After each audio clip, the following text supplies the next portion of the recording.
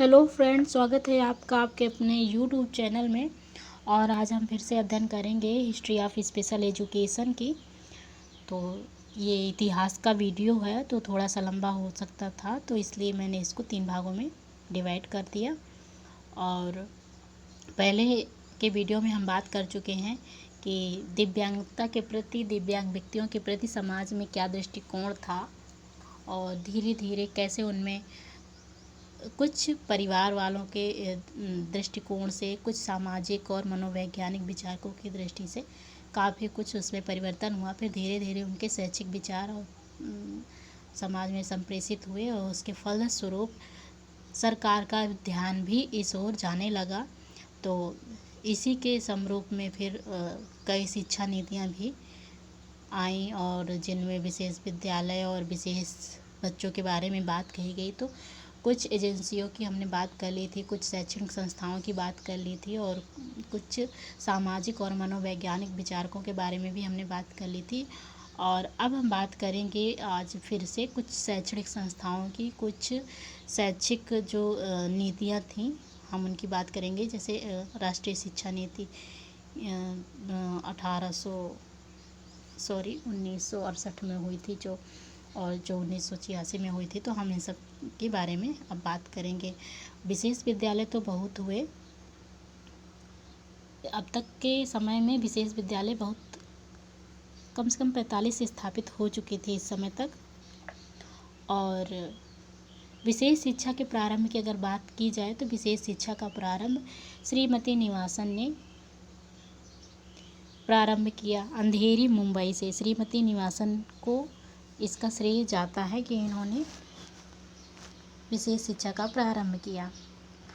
शिक्षा अधिनियम 1945 के अनुसार जो था वो था कि 6 से 14 वर्ष के लोगों के लिए विश्वव्यापी स्तर पर शिक्षाकरण की विशेषता पर जोर दिया गया था। और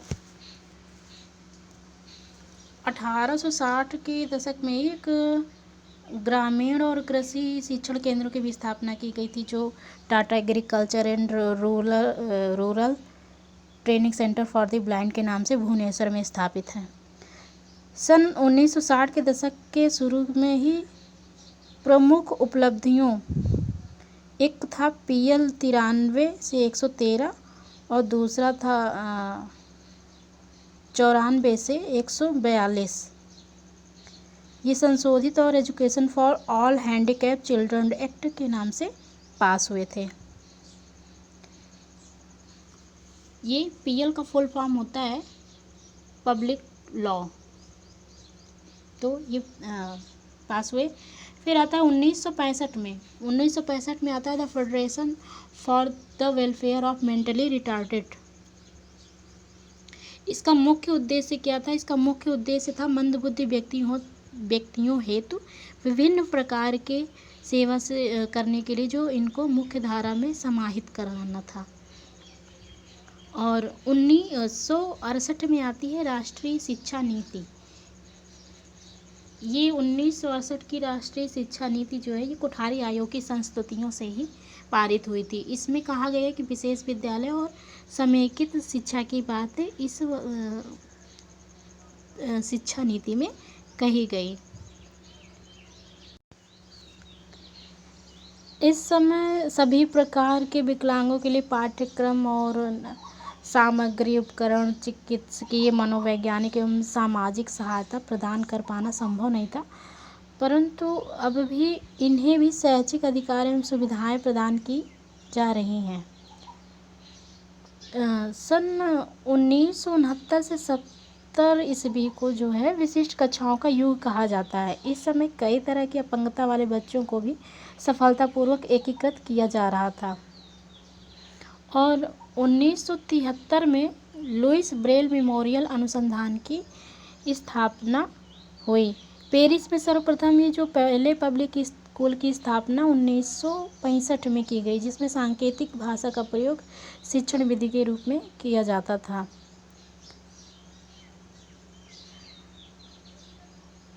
फिर 1983 में मेंटल डिफिशियंसी को बदलकर मेंटली हैंडीकैप कहा गया। ये विशेष शिक्षा के समर्थकों का पक्का विश्वास रहा कि जो विकलांग बच्चों और सामान्य बच्चों की शिक्षा इसमें साथ नहीं हो सकती। अतः 19वीं सदी के अंत तक विशेष विद्यालयों की परंपरा चालू रही। फिर 1980 में विश्व स्वास्थ्य संगठन ने ICIDH मॉडल को प्रेषित किया। इसमें इम्पायरमेंट, निःशक्तता, क्षति और विकलांगता को इसमें परिभाषित किया गया और इसमें कहा गया कि सबके समान अधिकारों का संरक्षण की बात कही गई। मतलब सभी दिव्यांग व्यक्तियों के अधिकारों के संरक्षण की बात इसमें कही गई। 1984 में भारत सरकार ने राष्ट्रीय मानसिक विकलांग संस्थान NIMH की स्थापना की।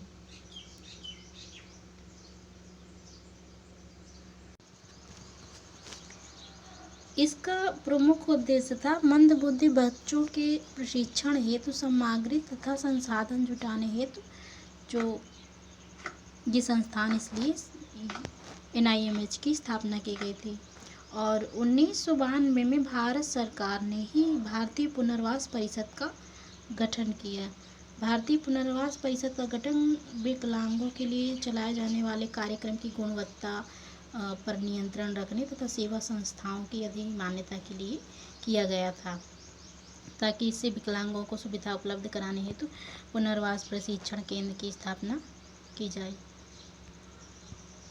और 1986 में पारित शिक्षा नीति में दिव्यांगों को सामान्य बच्चों जैसी शिक्षा के प्रावधान की बात की गई थी।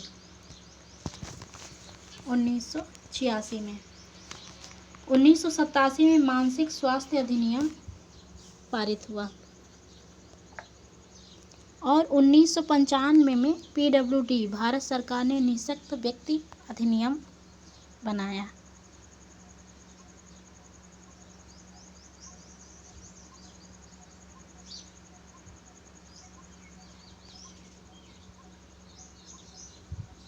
उन्नीस में individual with disabilities education act idea,